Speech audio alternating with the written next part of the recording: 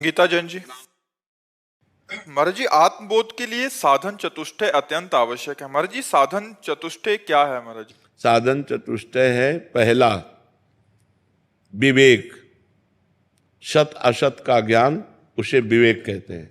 दूसरा लोक परलोक के भोगों से वैराग्य, वैराग्य कहते हैं कि भोग उपस्थित होने पर भोगने की इच्छा ना होना। तीसरा, तीसरे में छह संपत्ति है, चतुष्टय साधन में तीसरे में सठ संपत्ति है। शम, दम, उपरति, तितिक्षा, श्रद्धा, समाधान, मुमुक्षुता। जो चौथा है वो मोक्ष धर्म की प्रबल लालसा है।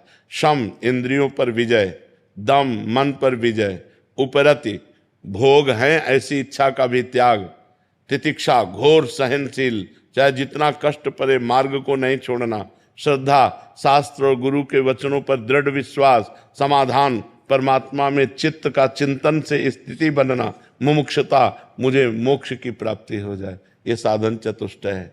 बिना साधन चतुष्टय के तो इसलिए ज्ञान की बातें कर लेना ज्ञानी नहीं होता, भजन करना ज्ञानी होता है।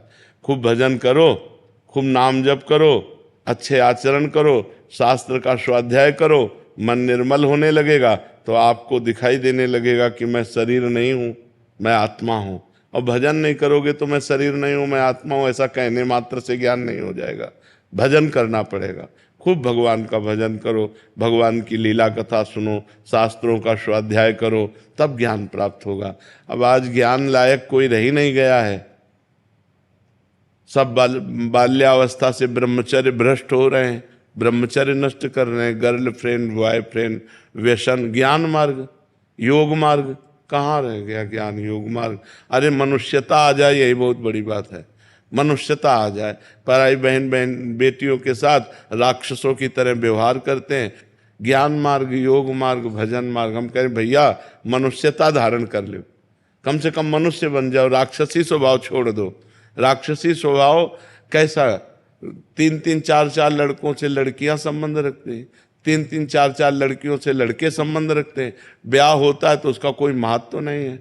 हमारे समाज में इतना दूषण फैलता जा रहा है, व्यभिचार का, व्यसन का, हिंसा का, कि अगर संभला नहीं तो आगे गृहस्थी नाम की चीज नहीं रह जाएगी। माता पिता पर विश्वास, श्रद्धा खत्म हो रही, पति पत्नी में संबंध ठीक नहीं, भाई भाई में संबंध, क्या गृहस्थी? कम से कम एक परिवार, 4-5 लोग, 8 लोग जो परिवार आपस में प्रेम से रह रहे हैं। धर्म तो सीखो, ज्ञान तो बहुत ऊंची चीज।